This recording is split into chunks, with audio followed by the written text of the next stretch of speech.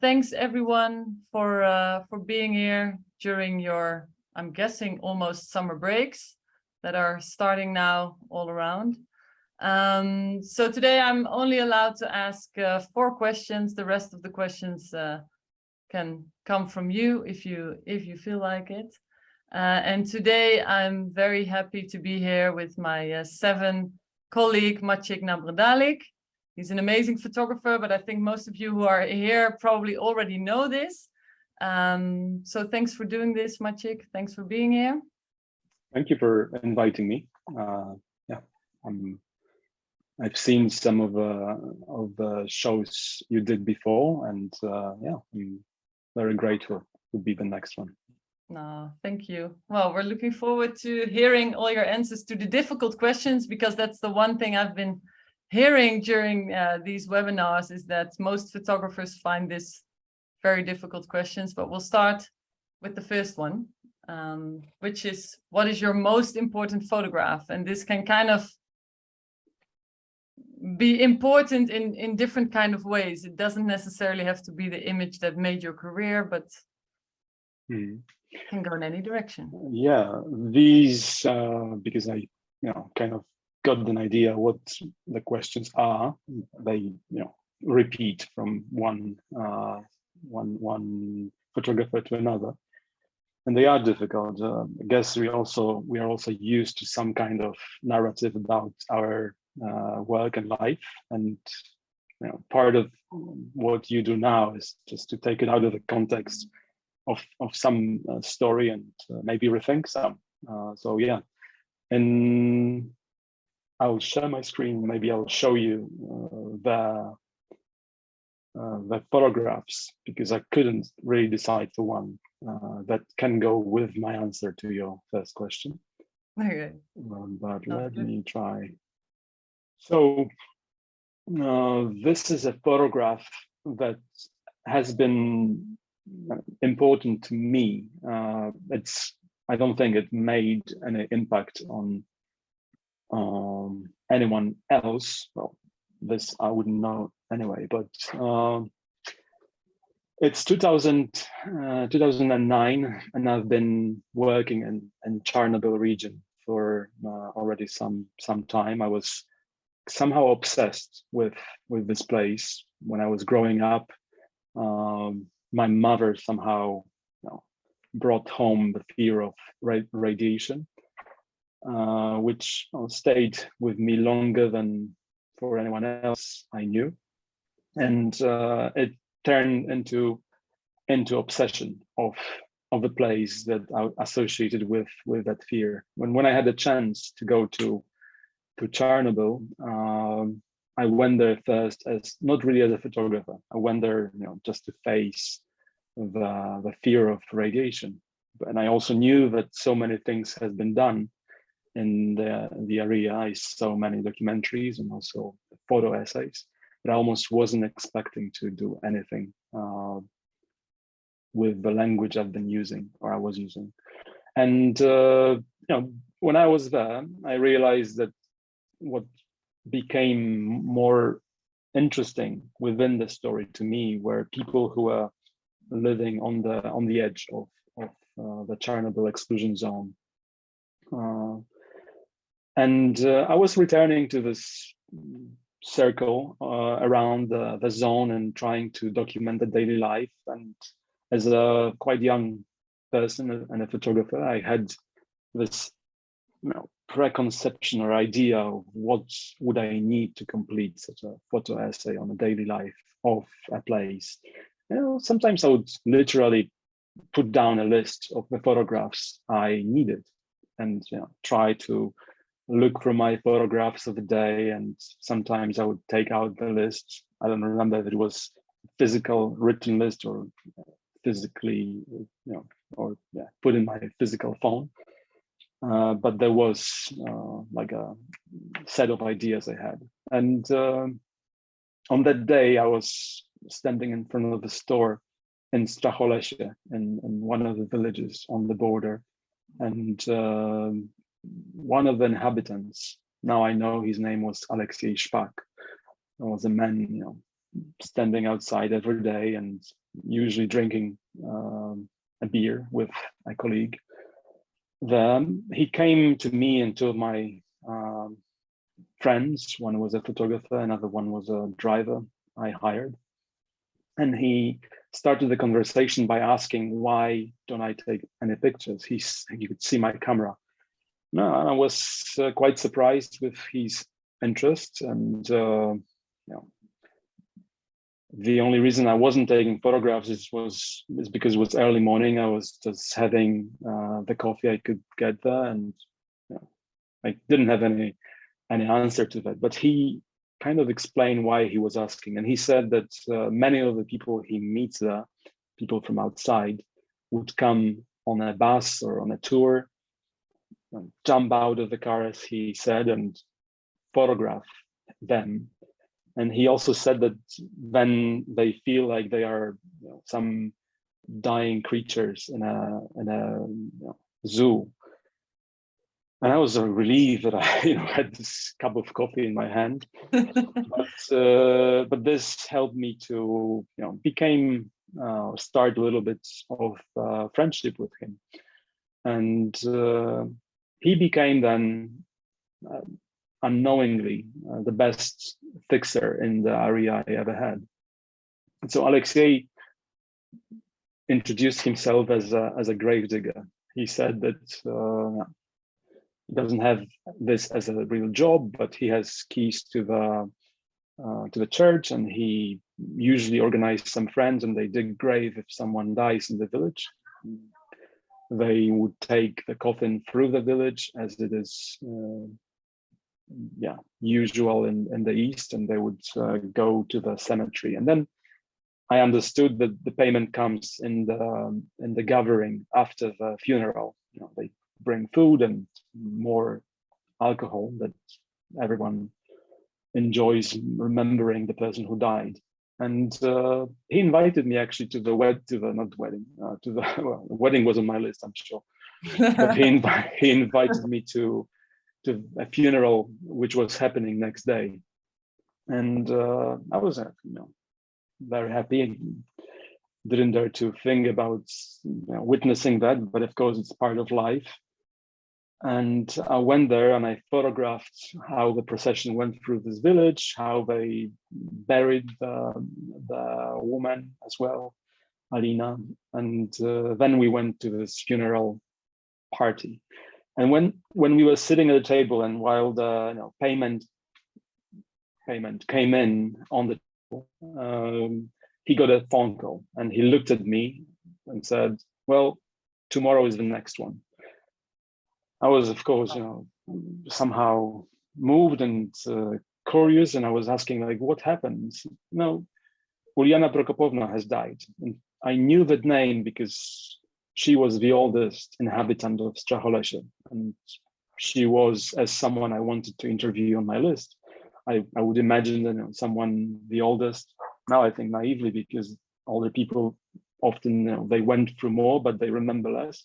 But I assumed that she would be a good subject to meet and interview, and also someone who lived long in the place that people are afraid to stay.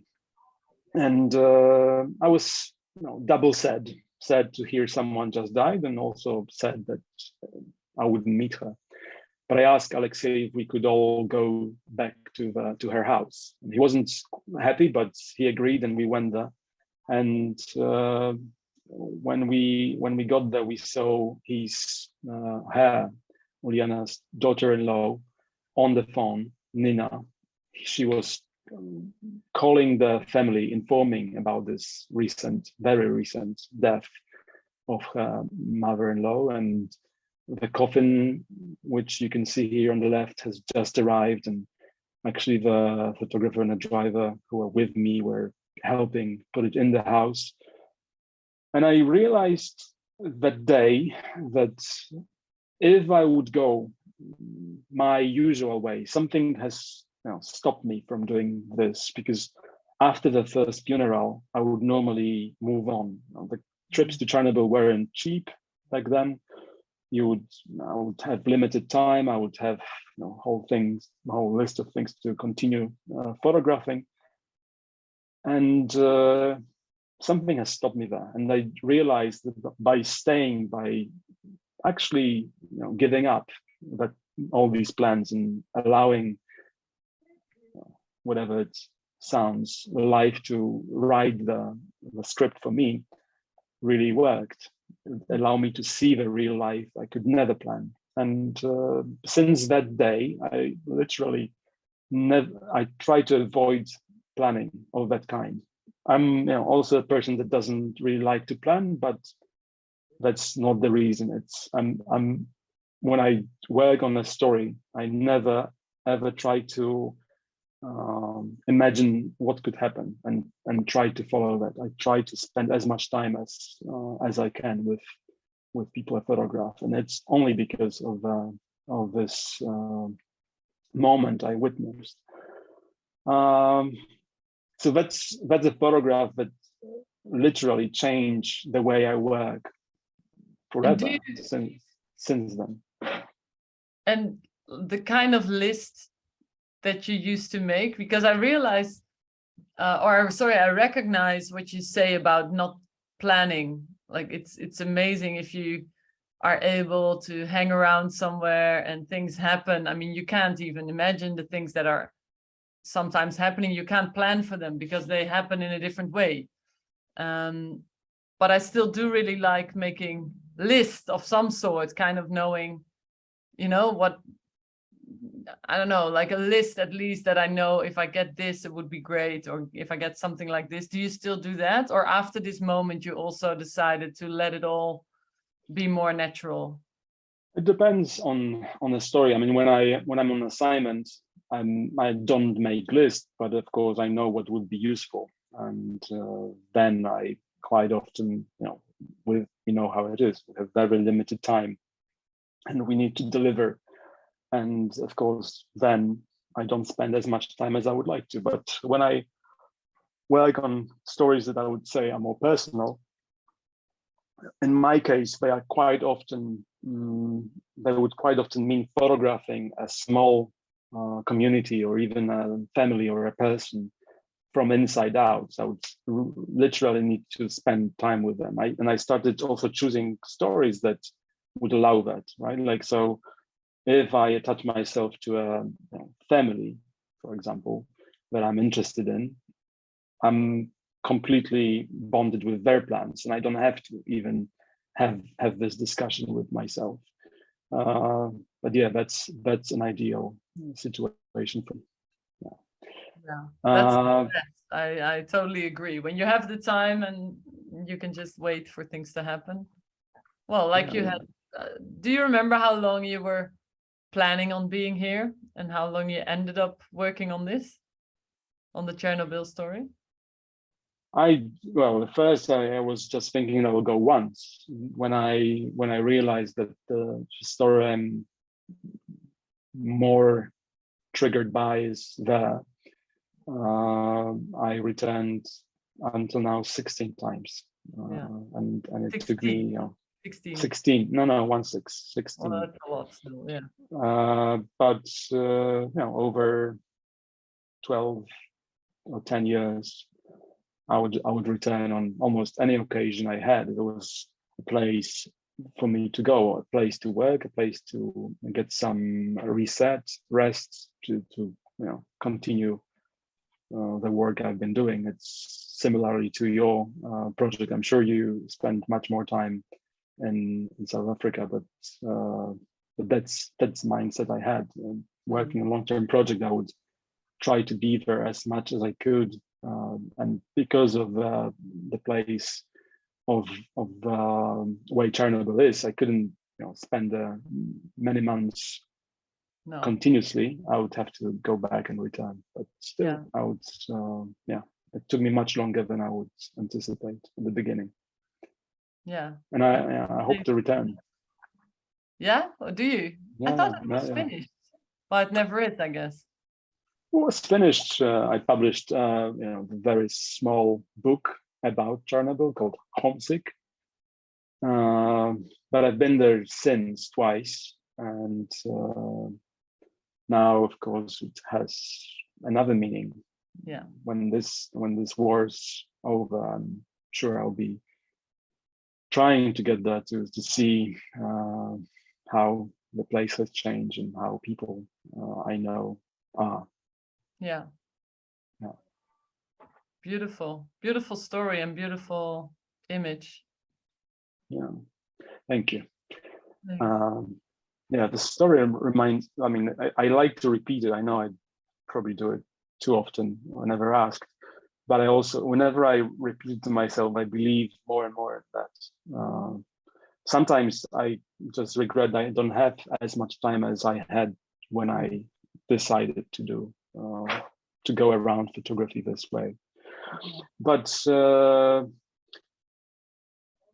I have one more photograph that I would bring up when the question comes. Mm-hmm. And I rarely do it, but when I was thinking about two of us meeting here, it came to my mind as I'm obsessed about this photograph for a bit different reasons, and if I can move a bit forward, I know that there is a question that comes that is about failure, and this actually is on the border of being one of the most important I have, and also I can't fully credit myself for a failure here, but I also feel that there is a part of me that could do more to omit the feeling I have now when I look at the photograph. And I will just briefly bring you all in. Really curious. I literally don't think we've had it before no, we haven't, where any photographer said this kind of leans into the most important and maybe also into the failure question.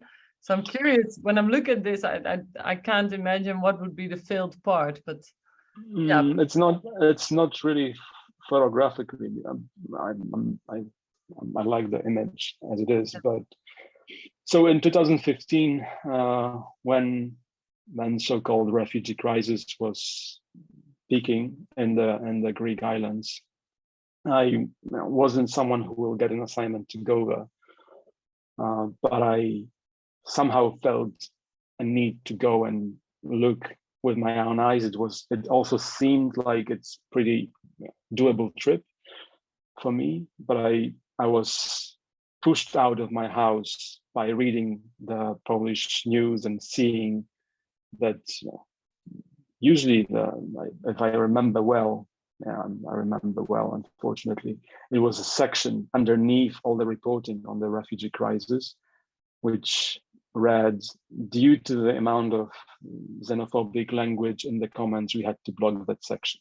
Yeah. And I felt like I had to go over and look with my own eyes, and possibly when I return have an opinion I could face people who had those far right-wing views on migration here. So I went without an assignment, and over the first few days, I realized that what I was experiencing there was quite surreal. I even had, like, on the first night, the need to talk to someone who was also in my position there and just chat about what we've seen. Hundreds of people squashed together in those rubber boats, usually a couple dozen, at least a few dozens of them at least, coming to the island, and coming from being like a blurry point to being fully visible and happy quite often, and I don't know, happy that they made it, happy that without knowing what's next. It was very strong experience for me, and I was documenting it. And on the first night, I ran into 3 people who were talking about this experience, and one was a photographer who was complimented by some aid workers. They liked his image on a cover of one of the British, if I remember well, newspapers, and he responded to that in a way that left me angry, also uncomfortable, and I don't know. He said, I wouldn't take this kind of image. I haven't seen his image, but I can easily imagine it. Because I wouldn't take this photograph, he said, if you wouldn't be helping them, they wouldn't have so strong emotions on their faces, and I wouldn't be able to take it. And then he added, when I see how people jump off those boats all happy and they take selfies, I don't even take my camera out, because that's not how the refugee looks like. Oh. And I was angry because I kind of blamed him with all that xenophobia and underneath those articles I didn't read, but I knew about. And I felt like if he would show what he doesn't think refugee looks like, maybe people would be, easier to accept them as someone like them. Maybe naively, I was thinking that, but yeah. And so this whole trip was somehow haunted by that sentence I was hearing. And also when we were working there, I could see people, Greek people, driving faster than any aid workers or journalists and getting to the place where the boats were standing and taking out engines before anyone was actually offered help. The engines would then go back to Turkey, where someone else would buy them from the smugglers and make their trip to the better world. And I kind of, by hearing him, not having an assignment, I almost felt like I'm closer to those people we would call engine crows, or what was like a nickname we gave them, than to the aid workers. I felt like I'm in the wrong place. And when this family arrived to the coast of Lesbos, it was a moment when everybody was fine being photographed, and they were fine being greeted by also a bunch of journalists, but they wouldn't be willing to share their names or nationalities. They must have heard from the smugglers that it's better to be Syrian than being a refugee from Iraq or Iran. You would see them tearing their passports. You would see, for example, Iranian money floating in the water. Like they wouldn't want to leave any proof that they might not be from Syria. They could lie about the roots. So they weren't happy to give names to randomly to any journalist. And that was the case with that family. They were, I asked if it's okay if I photograph. They said yes. Can I get your names? No. Why? No.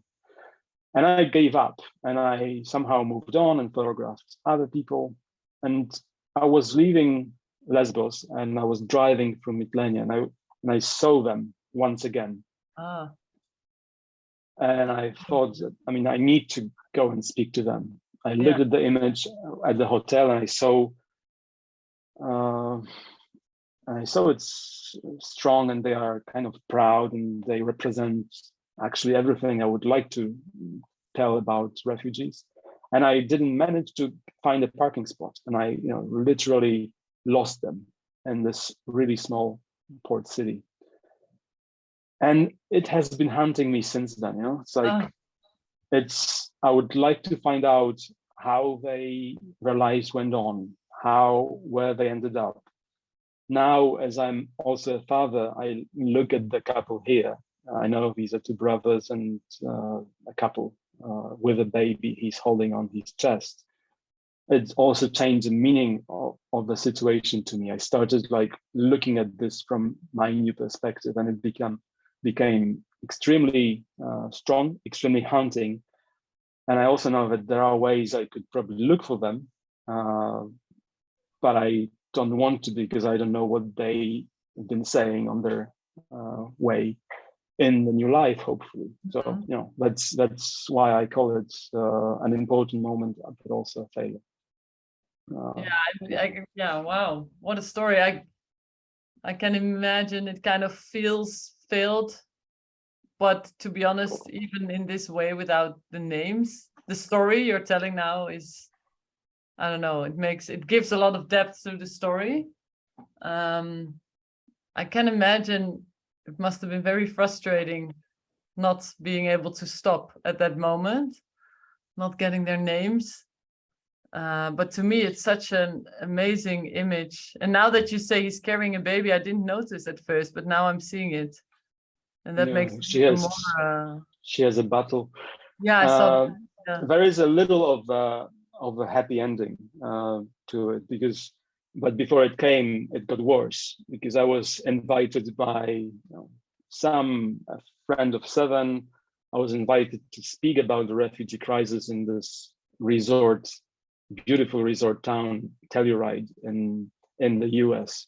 So imagine me having this doubts of if it was right that I even went there, having this doubts about not having their names, and going to this resort and having a room with a jacuzzi on the balcony. I was too cold to use it, I'm glad, but still it felt not right. And I was like, okay, I'm going to talk to the people who have their lives.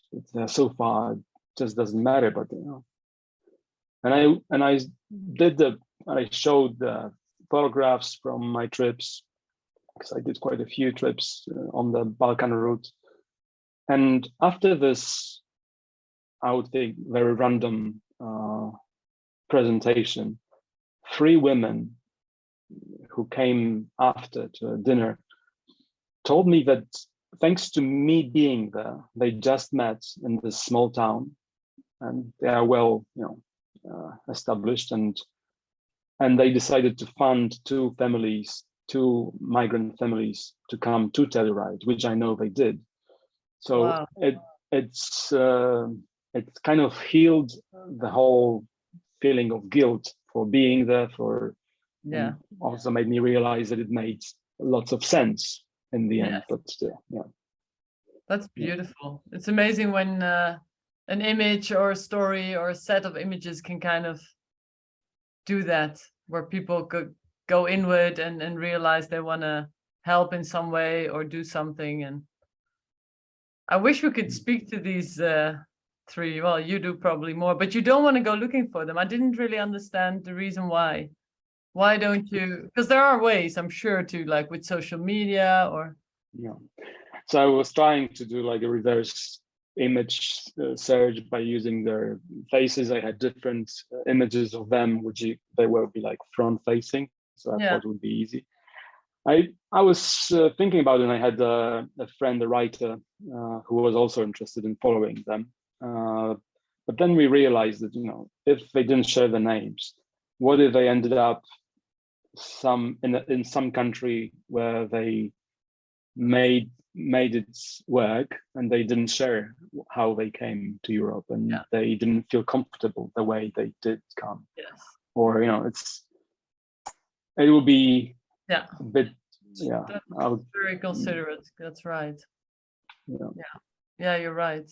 Yeah, because if you search in a big way like that, if you do it on social media, of course, everyone will know they were on this boat on that day, the 4 of them. Yeah, that's very considerate. But I have a feeling that, as it usually happens in my life, I will somehow meet them. I know it. I mean, these things happen, and I know they will. I just don't know when. Yes. Yeah. I know that feeling where you kind of just know it will happen. Well, I hope it does. It would be very interesting to to hear how they are doing, and also what this moment was for them. Because if you look at their faces, all three of them have such a different expression, first of all, but also you can imagine like three total different stories for each person just by their facial expressions, because she looks happy but also anxious, and the middle guy in the middle to me looks proud but also, I don't know, well, proud, I would say, and then the guy on the left looks a bit sad and tired but maybe also ready to keep on moving. I don't know, there's like, for every facial expression you can literally find a whole story, and we don't know their story. That's quite yeah, that's maybe also why you start making up stories in your mind, I guess. Yeah. So was this your, let's say, out of the 4 questions I'm officially allowed to ask, was this an official failure, or is there? Well, I had one failure that I would clearly consider a failure. I can very quickly bring it up. In 2012, exactly 10 years ago, I decided to go to Siberia, and I was probably trying to be like secure about my plans, and I wanted to see how it is, just in case there is a story coming there, and so I will know how to move around. It was almost like a first. It was a first, not the first trip to Russia, but it was the first trip to Siberia, and we planned for 3 weeks. I took a friend of mine who actually I met in Chernobyl. We liked traveling together, and we went everywhere within 3 weeks, which sounds impossible. And I had one condition. I said, we can go quite touristically without much plans, but there is one village I need to be. And I made contacts with 2012. So it wasn't this story yet as it became today. It was a story of the Vissarion. I don't know if you know who I talk about. It's Jesus of Siberia. And it's a guy who in 90s, a policeman who in 90s had this, he waken up as an incarnation of Jesus Christ and started his church and started a community village of people who believed in him. And I was interested in faith. I documented faith in Poland, and I felt it's something that I would be very curious to see with my own eyes. And I made a contact with them, and to my surprise, they had almost like a press office or someone who could communicate with me easily and gave me directions. The woman said, so when you come to our village, you need to look for a German house. It will be green house, and it seemed like she gave me very precise directions. And me and Pavel, we were planning for the last few days to be there. And I was obviously planning to get to know them and then return to work on a story about the Vissarion. And we got there, I think we had like 3 days left to a plane back. After driving collectively over 3 days, 36 hours easily. Wow. And the first person, it's dark already, with first person we see, and we ask about the German house. He looked at us like, with the face, but we are suspicious. Okay, so they don't want to share with strangers. So we asked about the Vissarion, and his eyes were even bigger. So I called the woman, and she picks up. It's 2012, so you can. It's not really the navigation you use on your phones. It's still old school, like one of those devices you have. Garmin with like few pixels by few pixels maps. Yeah. And while I talked to her, and she's like asking very detailed questions, do you see church? I said, yes, I do. So on the left, there should be like a house with a green roof. My friend, puts a hand on my shoulder and shows me the screen, and I see a list of the villages with exactly the same name. Oh, no way. And Oh, no way. so we got to the Oh. one on the right. The one we were supposed to be was the one in the middle. So it was 18 hours away. Oh, no way. And there was absolutely nothing in the place we got to. I mean, absolutely nothing of my interest. Oh, no. We started, I don't know, I mean, there must be some way of dealing with a failure like this, because we are laughing all the way returning to our airport, which was another 18 hours away, a different direction. I never seen him, never. Now he was arrested in 2020, but there were also many great stories made about him in between. Yes. Oh, how Yeah. frustrating. Right. They shouldn't have town names with the same name. I've actually done something similar in Rwanda. I was looking for a specific town with a church that was burned down, and I went to the town 2008, and similar. It was the wrong town, and the other town was like 20-hour drive. It was horrible. I didn't laugh, so I'm happy you were able to actually laugh about it. It feels so weird realizing that specific moment you're standing there thinking, oh no, this is not the right town. Yeah.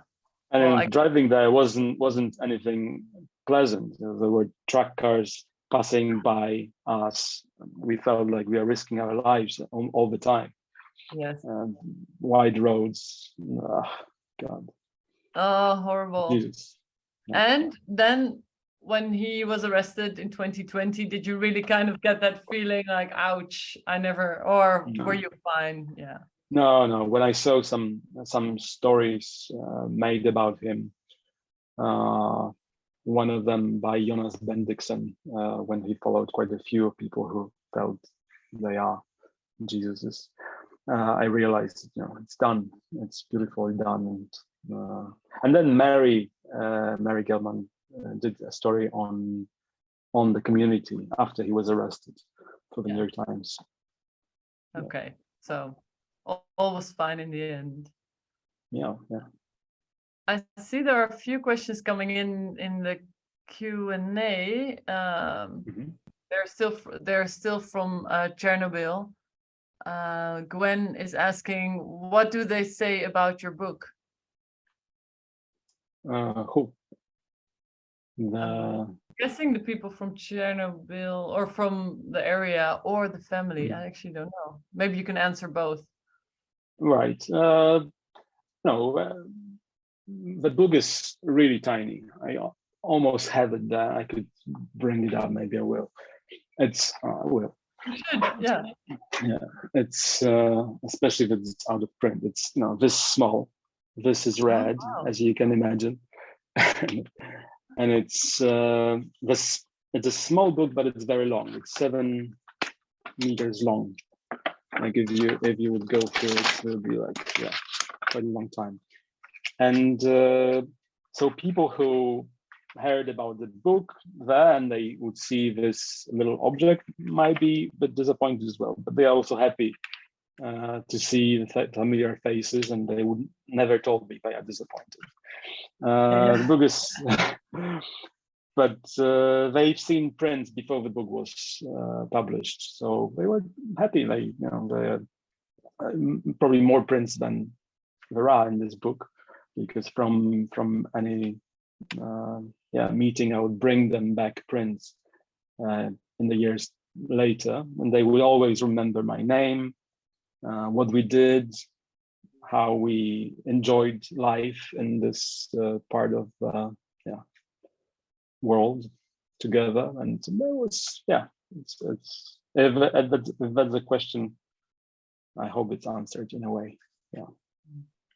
Thank you. And Ted is asking, well, maybe you see the question as well, but when I worked in the hot zone with radiation, I wore a dosimeter or something, kind of. With your concerns with radiation, did you monitor your radiation levels? at the beginning, I was somehow scared by that, and also, then you get you don't move the way you normally would.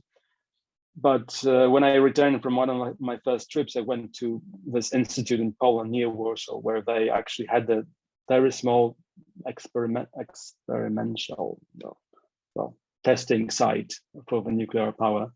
There's many people, most of the people who know about this kind of energy are there.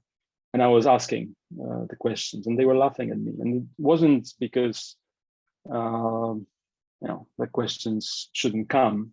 They would explain to me that all the units of radiation are time dependent.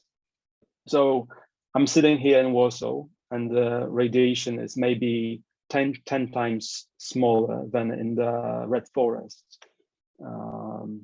or near the plant in Chernobyl, or near the apartment building in Pripyat. But if I spend there an hour, it's exactly if I would spend 10 hours when I'm sitting now. So in the lifespan, it doesn't really matter. If I would live there, if I would put up my tent there, if I would, maybe. If the worst thing that can happen is, absorbing some radioactive particles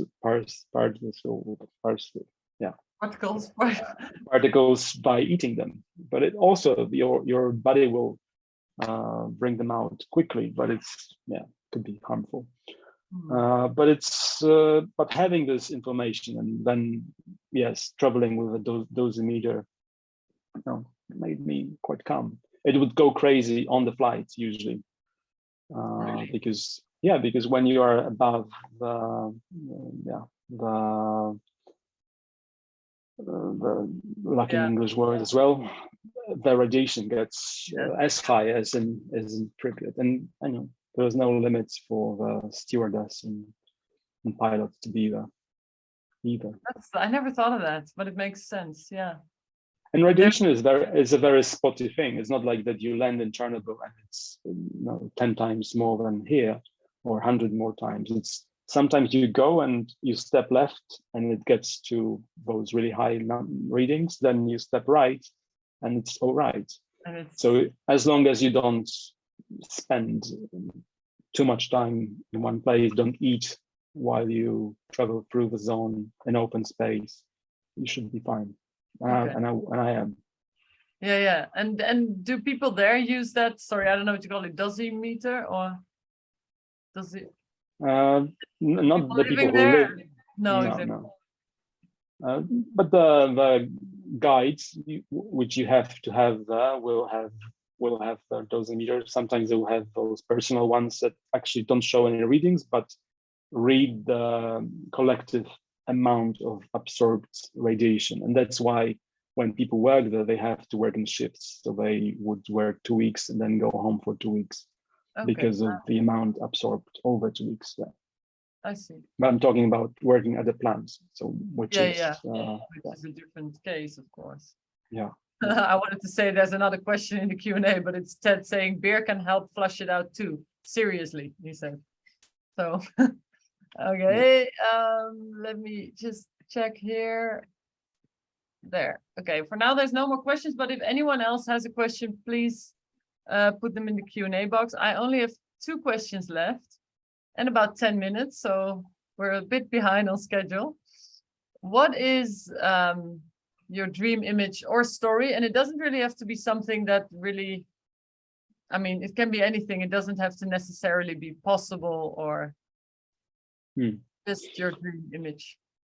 I have this need to do one story, which is possible, but it's impossible in the way I would like to, or in the, again, I'll make it more complicated than it is. My grandfather, who was an amateur photographer, and I kind of credit him for putting this on me by being present with his camera, left his archive behind, and I've been scanning the archive not as intensively as I would like to, but still I've been doing it and getting to know him through his work, through his photographs.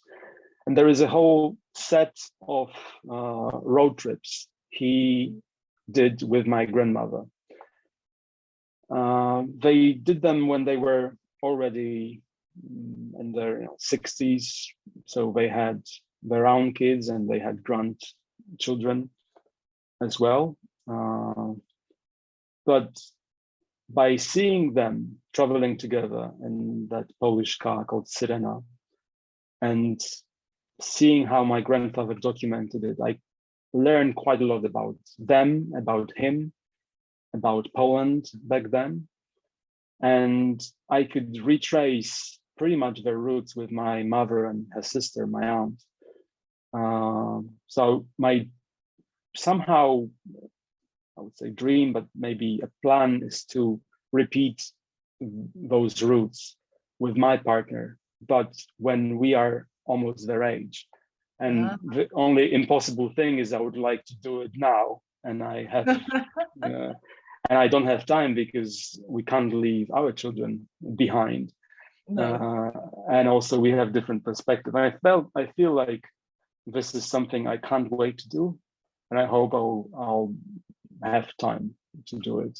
Yeah, because why don't you want to wait to do it till you are that age? You could wait, right?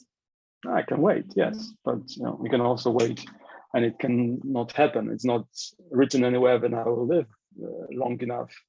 But I think it's a beautiful idea. Then no regrets. But yeah, that's something that I was also going to repeat it before. I could do it in many ways. I could do it on my own. I could probably do it with the whole family. But it's, seeing. I see, by seeing my grandfather's photographs and seeing him photographed there more often than in any other parts of his archive. We don't have any pictures of him really because he was always behind the camera. It's I can see myself repeating that in a natural way. I wouldn't have to like look at the picture where he is, do the same. I feel a connection with them traveling together and naturally documenting in the same way the route, the life on the route as well. Beautiful, and it's also quite amazing they did that in that age. Didn't they do something similar in the years prior, kind of your current age? They were together already. Yeah, they were. Oh yeah. They were together till the end of their lives, but no. And my grandfather I have photographs of him, from him actually, not of him, documenting live and his neighbors and his closer friends and his work and everything that he would witness. Yeah. But it's also the time when they could have a car, when Poland under communism, not so easy. And when he could get a car, it was already the time when they could. So not so long ago, and 1989. Yeah. Beautiful. Well, in a few years, many years. How many years is this away now? I try not to think about it because I don't plan even for next week, and as you already know. Yeah. And if I had to plan for 20 years or it's a bit long. 15, it's a bit long. But it's a beautiful idea. I hope it will happen. And the last question actually kind of goes back in time, not forward in time, and it is, what would you advise your younger self, or what would you tell you? What would be your advice to yourself? Well, this question usually mean advise something I didn't do, but so to change something.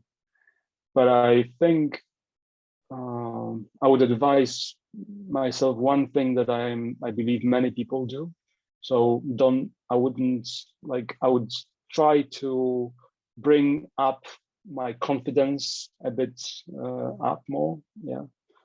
I feel like I was too shy for a long time, seeing at the work I was doing back then. Now I felt lack of formal education in photography. I'm trained as computer engineer, so suddenly I would have to call myself a photographer, which took me many years, and I wouldn't do it publicly quite for a long time. Like I would say, I'm computer. I never work a day as a computer programmer, but I would still feel that that's who I am, because that's what I graduated from. So I would advise against that, but I would also advise myself to follow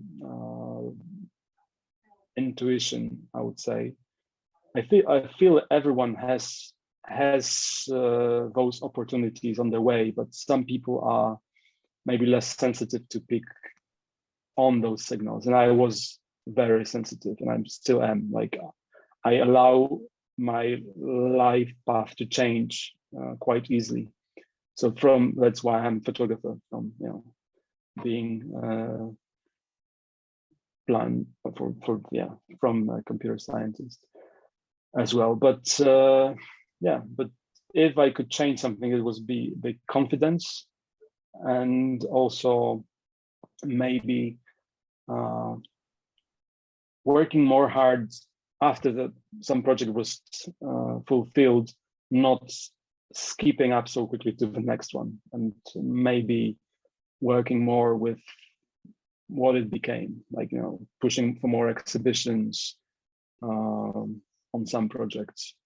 Is that when you look back, right? Or is that something you are now currently doing? No. If I look back, like I did a project on survivors of different German-run Nazi camps, concentration camps, and death camps around the world, and it's a story that it's surely never expires, but I feel that once I finish, I should be pushing for more exhibitions. I had quite a few, and I'm very proud of some of them, and I felt that every one of them was important. But I feel like today I would dedicate another,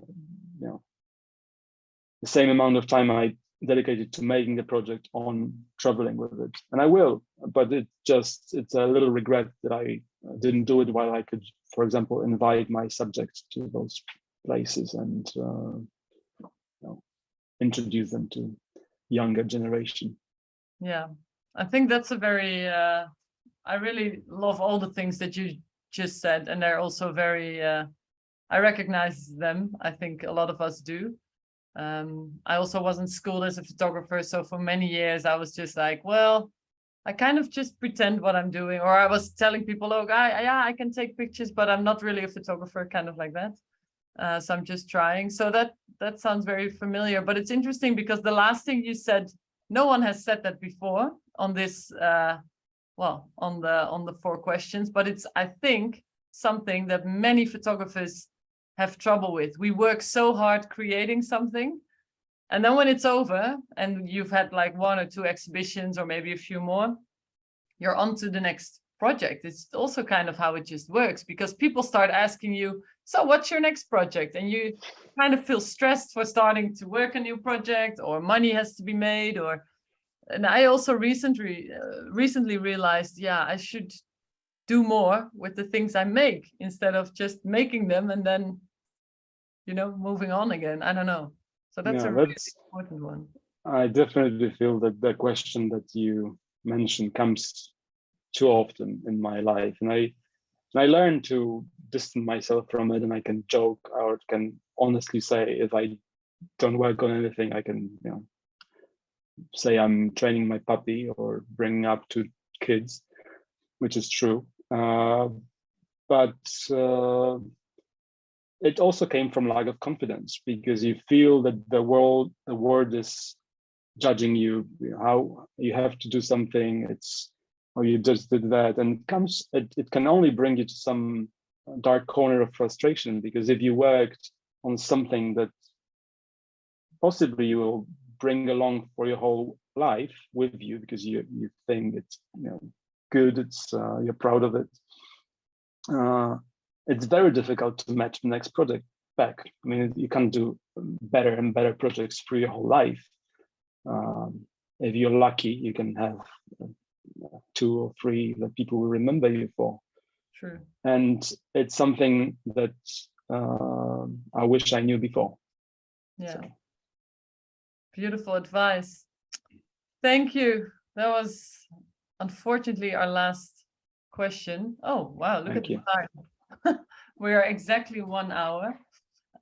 Thanks for sharing all of this with us and being so sensitive about it and so open, because that's always wonderful when you're really talking from your heart. And yeah, it's much appreciated. And I think I recognized a lot of things, and I think a lot of the people watching as well. So thanks for that. And good luck with the upcoming projects. First, a vacation for all of us, I think, for many of us. So that's first, but then on to a new project or finishing a current one. Well, who knows? You're trying to stress me. No project for now. Just no the dog project. and kids. No, that's exactly what I'm gonna do now. But thank you for inviting me, and yeah, thank you for everybody for being here. Thanks. Oh, someone's saying thank you as well in the chat. Well, thanks, Maciek. Thank you. Thank you. Bye-bye. Bye-bye. Bye.